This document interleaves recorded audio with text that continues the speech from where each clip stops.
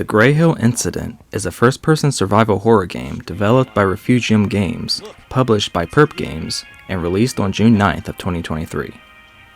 In the fictional town of Greyhill, Ryan Baker's son is abducted by aliens. You have to make your way through the alien-infested town by either hiding, sneaking, and confronting these otherworldly foes while helping the other citizens of Greyhill. The Area 51 game that came out back in 2005 is one of my favorites. I was looking forward to this because I thought it was cool that we were getting another great alien game, but after playing it, I was sorely disappointed. This can't be our end. I don't want to end up as an alien experiment victim. They already cleaned your house, so I don't think they're gonna come back. I've already started to board up your place. This will save us tonight. Everything works well enough for the game to be playable, but there were a lot of glitches upon release that ruined my experience. There are just too many bugs. At one point you need to go inside a house to get an item, but as soon as you open the door, an alien jump scares you. I played that section so many times to try to find some perfect route around the aliens outside and to make it inside the house and take down the jump scaring alien without being caught by the others. I thought it was scripted, but it was actually a glitch that needed to be fixed. There's not supposed to be an alien that automatically catches you when you open the door.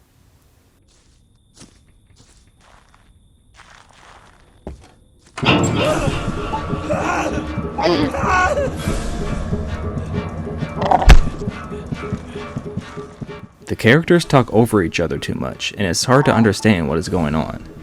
That is, if you even want to hear them, because the dialogue is atrocious. The actual mechanics don't make sense, because sometimes the aliens can grab you and it's game over, and then other times it takes them 3 times to grab you before it's game over. It's almost like there's no rhyme or reason to it. The game is super short and the ending is pathetic. The ending itself practically knocks it down multiple points on its own because of how bad it is.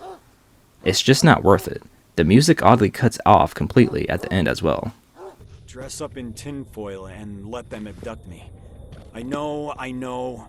It sounds crazy, but if it's the only shot I have to get Henry back, this is Mr. LaFletcher's house. What was his name again? That could Matthew, work. are you Well, here? at least to avoid them going into your brain. I'll guide you once you're in it. The atmosphere in the Greyhill Incident is spooky with fog tumbling across the streets of Greyhill, and the game looks good graphically.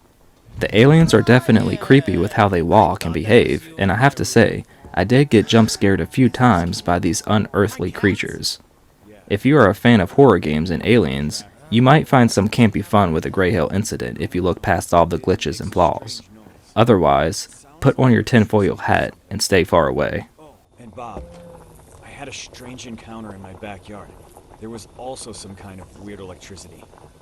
I give the Greyhill Incident a 3 out of 10.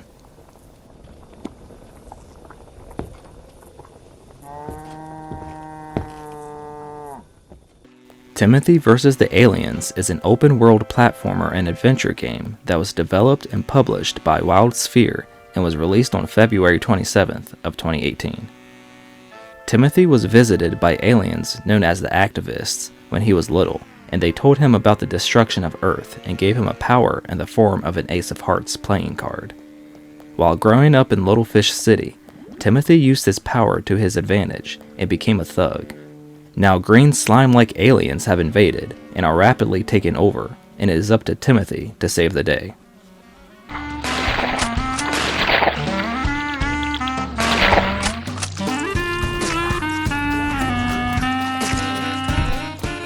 The game is visually unique by being saturated in blacks, whites, and grays, while the aliens are colored green, which gives it an appealing style. You can drive a car around the city, though the streets are pretty small and oftentimes you'll run into a wall or an object and get stuck. It's almost faster to run around on foot. There are different collectibles hiding around the world to find as well if you like to explore. Money found around the streets and alleyways of Little Fish City is used to buy weapons and items from the gunrunner.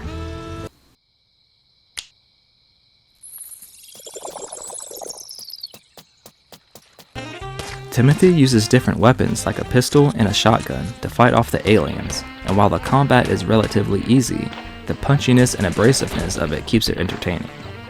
There are moments where you have to platform on rocks or crane equipment and rooftops to obtain a key item or to pull a switch to continue on your alien killing spree.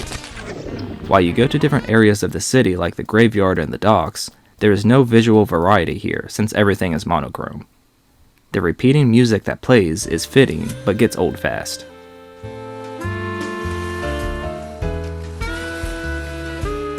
Looking from the outside, the game seems promising, but other than its bold graphical flair, there's not much going for it. The game is very short and simple design and gameplay wise. There's not much challenge or intricate forethought in any of its areas in combat, storytelling, puzzles, and platforming. I experienced many bugs as well, such as getting stuck on objects and my character getting stuck in a position and I couldn't perform actions like climbing ladders.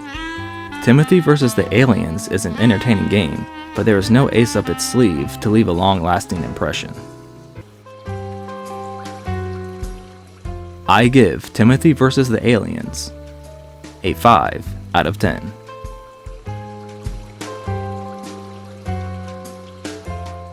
Aliens is a first-person shooter developed and published by Sebek Limited and was released on March 31st of 2021.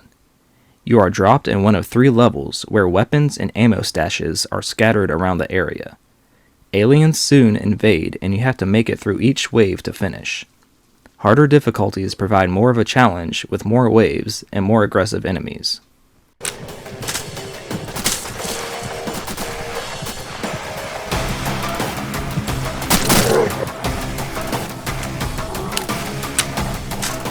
One thing to keep in mind is that Sebek Limited makes easy playing games that anyone can play. They have made a lot of sports games, like darts and bowling, a lot of exclusive games for the Nintendo Switch that contribute to the specific setup, like Paint, Piano, and Calculator, and other kid-friendly games, like Popeye, Monkey Business, and Pet Rock. I have purchased a lot of their games on my Nintendo Switch, so I'm familiar with their work. When I saw that they have a PlayStation exclusive game, I had to check it out.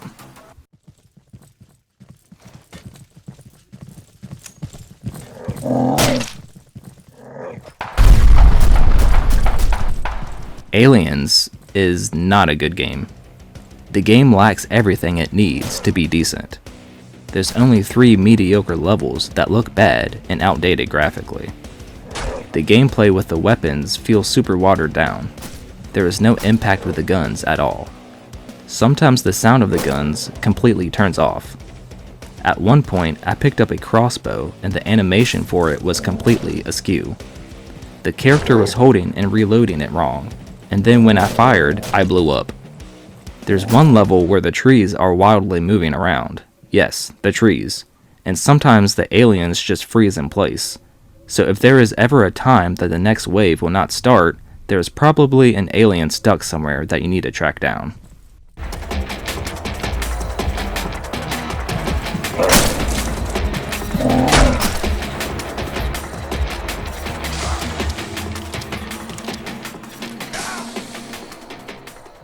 Some guns are so useless because of the damage output or their rate of fire, so it's almost like a guessing game on which way to go to reach the best weapon before the aliens start popping in and chasing you down. Also, because the aliens just randomly spawn in, they can literally pop up behind you and take you down pretty fast. Aliens really doesn't have any redeeming factors unless you are someone who enjoys playing cheap, unbalanced games like this from time to time to get some quick fun out of it, which I am. Even if you have the patience of a saint and love arcade-ish style shooting games like this, I would highly advise you to not even bother. I give Aliens a 1 out of 10.